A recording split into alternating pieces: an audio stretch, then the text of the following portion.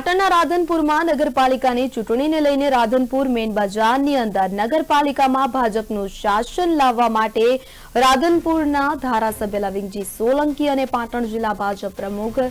અને રાધનપુર શહેર ભાજપ પ્રમુખ, રાધનપુરના વેપારીઓ અને અન્ય અગ્રણીઓ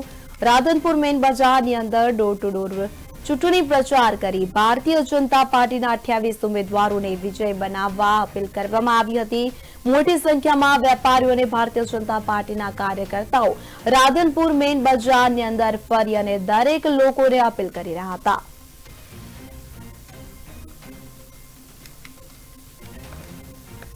આખી રાધનપુરની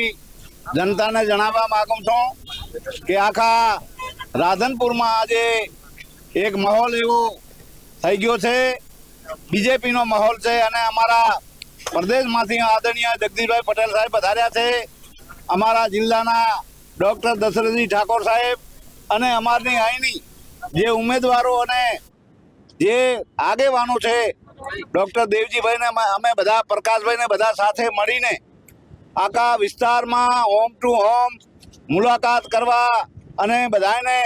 કમળને મત આપી અપાવી વિજય બનાવવા એવા દુકાને દુકાને ફરીને અમે દરેકને અપીલ કરી રહ્યા છીએ। જનતાએ ઉમળકાભેર અમાને પેડા ખવડાયા છે અને મોં મીઠા કરાવીને એક જ વાત છે કે આ વખતે રાધનપુરને રંગીલું રાધનપુર, સુંદર રાધનપુર બનાવવા માટે તમામ સમાજના લોકો એકી સાથે એકી અવાજે કમળ કમળ ને કમળ આખી રાધનપુર